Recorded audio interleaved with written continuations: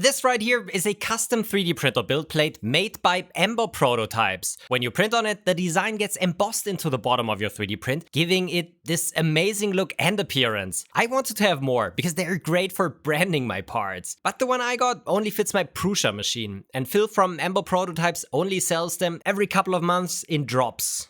That's why when EufyMake recently sent over their new E1 UV printer, which claims that it can print on almost anything, I thought this was the perfect opportunity to try making some custom build plates myself. So let's find out what worked and what didn't, and why this strange looking plate might be the coolest of them all. Guten Tag everybody, I'm Stefan and welcome to CNC Kitchen.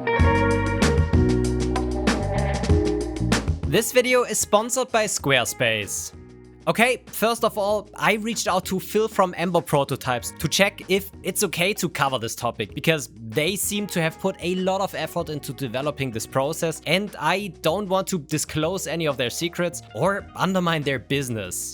He directly told me that they are not using UV printing for their plates due to durability issues and already cautioned me that I might encounter temperature resistance problems with the UV ink. But he was completely fine with me exploring the topic and was even interested to see if I get the process working or not. He said that they'll probably have them available again in a few weeks, so check their website. Phil's build plates are all black because he says that it's the best for contrast. Since I can print in any color and wasn't sure if adhesion might vary with different styles of plates, I ordered an assortment of plates from AliExpress for less than $10 each. Just a week later, they arrived. I received a similar black one to Ember Prototypes, as well as a black dual-sided plate with a textured surface on one side and a smooth PEI sheet on the other. I also got the same golden color one that I usually prefer because it adheres better to PLA. Then it was off to the printer. EufyMake sent me the complete care package, but this video is not sponsored by them. They simply provided the unit free of charge for me to give it a spin. The E1 is still on Kickstarter and you can get it at a discount if you're willing to make a pledge on this platform. A link to the campaign is down in the description. I already have the Ember Prototypes build plate with my logo and I thought I'd start by trying to replicate that. To avoid wasting the new plate I got, I placed an old spare one on the 300 by 400mm flatbed of the E1 and set up my first print in EufyMake Studio, which is not only the slicer for their 3D printers, but now also includes the UV printing module. Once you navigate through the AI clutter, you arrive at the canvas page, where the first step is typically to take a snapshot of the flatbed. At this point, the E1 will measure the height of the part on the bed and then capture images with the integrated camera, so you have a reference for positioning your designs. I loaded my logo and now had several options for how to print it. You see, the UV printer does not only have the typical CMYK inks of an inkjet printer, but two additional colors. There's a white cartridge that provides a clear background for better color representation, and there's also the 2.5D printing feature that allows for printing reliefs up to 5mm in height. I originally thought the G cartridge was for gray, but it actually stands for gloss. This transparent resin is printed on top of your design to provide a gloss finish and extra protection. In standard printing mode, you can set various orders for individual inks based on the material you are printing on and the effect you want to achieve. The other modes are to rise the print so it stands out better, add a pattern, or let the software generate a relief, which does work really well and gives the print a very nice look and feel. If you prefer to not rely on automatic relief generation, you can also manually upload a grayscale map image. The first thing I did was experiment with the 4 different variations of printing my logo: standard mode with and without a white base layer, gloss finish only, and white only. Before starting the prints, I built something I wanted to have for a while: a makeshift fume hood in my studio. I'm a bit sensitive to smells, especially when it comes to resin printing. The E1 operates similarly to a home inkjet printer, but instead of an ink that dries, it uses a very thin UV resin that it directly cures with the integrated UV light. Even though it has a thinner consistency, this material is probably similar to what's also used in SLA 3D printers, and it also has that distinct chemical smell that I simply don't enjoy. We have a central ventilation system in the new studio that draws fresh air from one side and extracts it on the other. I deliberately placed the exhaust over my second bench in the corner, but odors still seep into the rest of the studio due to turbulence. So I installed 2 roller blinds in front of the small side section of the studio, and when I lower them, they block most of the smell from recirculating, helping me to work in fresh and clean air. That's also where I positioned the E1. I cleaned the print plate with isopropyl alcohol and started the print, which took only 3 minutes and used basically no ink at all. The results look okay. I got good colors with a white base layer and not so great ones when I didn't use it, simply because the inks are transparent and require that white background. The gloss layer print was almost invisible, while the white print had good contrast and was really crisp. And of course, I had to print on it directly to see if my idea could even work in the first place. So I loaded it into my Bamboo Lab X1 and printed a thin sheet of PLA, which worked without any issues. I was nervous about removing it because I feared that the UV print had stuck to the 3D printed part rather than to the bed. But to my surprise, I was able to peel it off without damaging the design. That meant milestone 1 was reached. Achieving a goal you've been working towards is an incredible feeling. However, even if you have the best idea, design or tool, it can be nearly worthless if nobody knows about it. Many people often underestimate the effort and skill required to present their work effectively and get noticed. That's especially true if you're designing your own product, trying to start a side hustle, or want to turn your creative hobby into something more. And that's where today's sponsor Squarespace comes in. They're the best place to create your website, and they make the whole process simple and easy to manage. You can start your experience for free by visiting squarespace.com/cnckitchen. I've been using Squarespace for years as a second home for my content, whether it's written articles that go along with my videos or our store. And I absolutely love it. Not just because it makes building a website super simple, but also because keeping it up to date is just as easy thanks to their Fluid engine. With it, anyone can create a beautiful web presence. No web design knowledge required. And it's not just about good looks, though their beautiful templates help. It's about what's under the hood. Powerful e-commerce tools that lets you sell physical or digital goods, and built-in search engine optimization tools that help customers find you. And the best part, you can stay in control, play by your own rules, and don't have to deal with the absurd platform fees that come with other services. Whether you're building a portfolio, opening a storefront, or documenting your maker journey, Squarespace makes it easy. So create the website you've always wanted or replace the old one you've always hated. And head to squarespace.com/cnckitchen to try it out for free. And when you're ready to launch, use code cnckitchen at checkout to get 10% off your first website or domain. Thanks to Squarespace for supporting this channel. So back to our custom print plates. Ember Prototypes offers 2 versions, thin-coated ones that look great in time lapses but don't leave a visible mark on your prints, and thicker coated ones that emboss a logo or a pattern directly on the first layer, like a subtle watermark. My initial test prints only left the faintest of impression on the bottom layer, so it seems that the standard print mode is only fine if you're going for a visual effect. But if you want to get more pronounced embossing, we need to print a thicker layer, and that turned out to be way harder than I expected. But before tackling that problem, I wanted to see how the UV prints held up when printing with materials other than PLA. The next logical step was PETG, which came with 2 additional challenges. First, it prints hotter, around 255 degrees at the nozzle compared to 220 for PLA. More significantly, the heated bed needs to run at 70 degrees Celsius instead of 55. The second issue is that PETG tends to bond very aggressively to PEI sheets, sometimes even too well.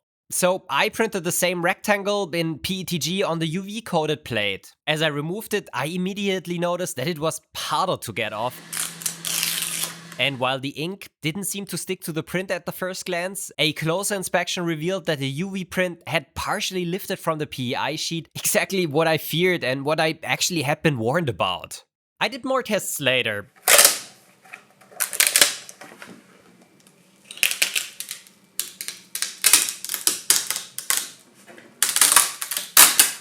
And it became clear that PETG was the main problem. It sticks too well and can randomly tear off parts of the UV print. The ink itself seemed to hold up fine on the PEI sheet, even above 90 degrees Celsius, but above that it seemed to lose adhesion and became brittle. That could be a deal breaker for some use cases, but honestly, since 90% of my prints are PLA, things still looked pretty promising. Now let's see how we can make the UV prints thicker so that they better emboss into the bottom of our 3D print. EufyMake Studio offers a simple setting for that called flat raised, where you can adjust the print height from 0.3mm up to 5mm using a slider. I went with the lowest setting and printed another set of logos on the build plate. The results look great. You could see that the raised surface and the green logo especially popped thanks to the thicker white base layers underneath. Still, the prints looked almost too thick, especially when compared to the texture on the Ember Prototypes sheet. But could I still print on them? My slicer was set to 0.2mm layer height and the UV print was already 0.3mm tall. It did print, but the UV layer clearly interfered with the first layer of the print. That said, after 3 layers, the part still looked decent and was easy to remove and didn't lift the ink. Although I did notice some unevenness on the first layer, probably because one of the mesh bed leveling points landed right on the top of the printed logo, which I honestly hadn't thought about beforehand. So how can we make them a little thinner? This kicked off a 2-day-long odyssey to create prints that were thicker than a single layer, but still thinner than the 0.3mm minimum that the software allows. My first idea was to use the custom height texture option, which lets you define varying print heights using a grayscale image, black for thin areas and white for thicker ones. So I created a square image with 33% and 66% gray value, loaded them into Eufy Studio and hit print. The results were surprising. The entire image was raised, including the transparent parts of the PETG and not just the logo. I thought I hit a dead end. But then I had another idea. What if only the logo section of the grayscale image contained gray values and the rest was also transparent? I gave that a try, and to my relief, that finally worked. Unfortunately, this is where my real odyssey began, and where it became clear that EufyMake still has some work to do on their machines, or rather their software. The initial prints at 33% and 66% gray value were still too thick, so I had to go thinner. Using a gradient grayscale image on the logo worked well and showed that intermediate heights were possible. I started printing row after row of different gray values and variations, and sometimes the thickness was perfect, but then suddenly it wouldn't be anymore, even with the exact same values, and that drove me nuts. After dozens of trial prints and trying to make sense of the inconsistencies, I stumbled upon a workaround. I noticed that whenever I included a gradient logo that transitioned from completely thin to completely thick, I could reliably get the correct thickness for the rest of the design. But when I removed that gradient and only printed the logo, the thickness would change again, sometimes to too thick, sometimes to too thin. So for some reason, that one gradient patch was the magic ingredient for getting reproducible results. If it's not in my print, I either get single layer or full 0.3mm thick layers. If it's somewhere in my print, I can get these intermediate thicknesses, which is probably a software bug. It's a workaround for now, but I just went with it. But since I didn't want that gradient baked into every single plate, I simply placed a piece of paper with a dummy print next to the plate, which tricked the printer into behaving properly. And that was just one of those odd quirks I ran into, and I really hope that EufyMake irons out this before the machine lands into customers' hands. But figuring out the process wasn't the only frustrating part. What also drove me crazy was the fact that the E1 requires you to hit the start button on the machine to begin a print. I always prepare my designs in the office, but the UV printer is in the studio. So every time I wanted to start a print, I had to walk over and physically press the start button on the top of the machine. And of course, I even forgot to do that regularly. So, lazy me installed a fingerboard on the machine, which lets me push the button remotely using my phone. It saved me a ton of hassle over the past few days. And let's be honest, a robot can only do a proper job if it has googly eyes, doesn't it? During the 2 days I spent figuring out the thickness hack, I had already printed a thin version of the logo on one of the black textured sheets to do some torture testing. I printed over 20 PLA discs onto those logos, removing them both hot and cold. And even after all of that, the UV printed design still didn't peel off. There is a bit of minor lifting on the corners now, but nothing significant, which makes me really confident in the durability of this process, at least for PLA. So once I had the thickness issue figured out, I printed a thicker version of the design on the same plate and continued torture testing. After another 20 prints later, some of them overlapping the earlier thin printed logos, there was still no chipping, and the thicker white prints left a nice embossed effect on the bottom of the parts. That said, I also got a harsh reminder to double check my designs before hitting print. If you have ever designed a stamp or a seal, you will know you have to mirror the artwork. With my logo, it wasn't immediately obvious, but the thick UV prints weren't mirrored, so they left a mirrored imprint on the prints. And of course, the single layer UV prints, which were only meant to look good in time lapses, were mirrored, when they shouldn't have been. Moral of the story: think twice, print once. Over the next few days, I kept experimenting to see what else I could do with this process. One of the things I'm most proud of is my anamorphic print plate. If you've never heard of the term, anamorphic images are distorted in such a way that they look only correct from a specific angle. You've probably seen this in street art, where something stretched out on the ground looks completely normal when viewed from the right perspective. So why does this make sense for 3D printer build plates? Well, many printers have a built-in time-lapse feature that films the print from a fixed angle, usually from a corner of the build volume. If you place a logo or a graphic directly onto the plate, it can look completely skewed or warped on camera. That's where anamorphosis comes in handy. To make my design appear straight in time-lapse footage, I first took a snapshot from the printer's built-in camera with a square reference card. Then I overlaid my design on the photo and used the script to move the corners to make the image square again. The result is a deliberately distorted image, but that looks perfect when filmed from the specific angle. So when I print it on the plate, it looks completely undistorted in the final time-lapse. Isn't that pretty cool?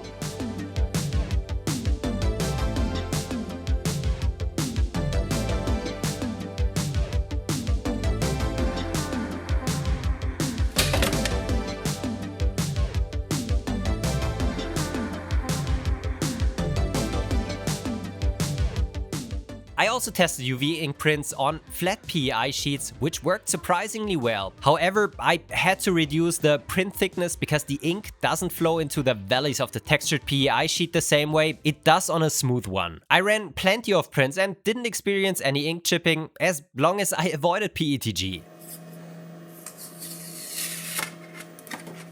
Another thing I tested was how well PLA adheres to the UV printed areas themselves to figure out whether I'd need to leave gaps in the design to avoid prints from peeling off. I printed 4 squares, some with a gloss layer on the top and some without, and then printed over 20 PLA squares on top of them, one after the other. Generally, the PLA stuck well to the ink, but I did notice that adhesion wasn't always perfect. This tells me that using UV prints for larger designs shouldn't be a big issue, but it's still a good idea to leave sections of the build plate bare to ensure consistent first layer adhesion. Color designs are also definitely possible, but best contrast and overall versatility still comes from using black PEI sheets, even if they don't stick to PLA quite well as the gold ones. That said, I'm genuinely happy with the results. Sure, these plates may not be as durable and versatile as the ones from Ember Prototypes, but for PLA printing, they hold up surprisingly well. Now that I've figured out the process, making them with the EufyMake E1 is actually quite straightforward. It also allows me to easily customize them with QR codes and my own branding. And the results are impressively crisp. Printing one plate with my logo takes 1.5 hours, but with less than 2 milliliters of ink, the material price is below $1. If you, by the way, have a cool design idea, put them down in the comments, and I'll make the 3 that receive the most upvotes and send them to the winners. To be clear, this wasn't a full review of the E1, but I did have a pretty good time experimenting with it. The print quality, especially with the 2.5D features, looked fantastic. Thanks to the interchangeable beds and the rotary module, the machine is also pretty versatile. As you've seen with this project, having such a machine at hand can open up applications you didn't think of before and are more than just printing AI images on things, even though my daughter honestly enjoys that as well. Right now it's discounted on Kickstarter, and while it's still a premium device, it's significantly more affordable than anything else in this category. This isn't necessarily a machine for casual users, but if you run a small business or want to customize or individualize products, it seems like a solid choice. That said, the software still needs some refinement. There are bugs, missing features, and I wish they'd focused more on usability than on stuffing it with AI gimmicks. Also, it's worth mentioning that the software is currently completely cloud-based, with no way to send jobs locally over your network, which could be a deal breaker for some. There is a network port and the start button, but it is missing any other physical controls or a display. Therefore, it can only be monitored in the software or the app. However, they're currently releasing updates every week to probably prepare for the launch. As always with Kickstarter, there's some risk involved. But EufyMake is backed by a big company, and they've previously shown that when things don't work out, like with their V6 color engine, they will refund backers. Still only back if you'd also be okay burning that money. Otherwise, wait for its retail release. A link to the campaign is in the description. But enough about the E1. Now I'd love to hear your thoughts. Was this the first time seeing custom build plates like these? Would you want one for your own printer? And beyond just embossing a logo, what other creative uses can you imagine for this kind of UV printed surface? Maybe QR codes, labels, or even custom patterns? Let me know what you'd use it for, or if you've done something similar already. Drop your ideas in the comments. Thanks for watching, everyone. I hope you found this video interesting. If you want to support my work, head over to Patreon or become a YouTube member. Also, check out the other videos in my library. I hope to see you in the next one. Auf Wiedersehen and goodbye.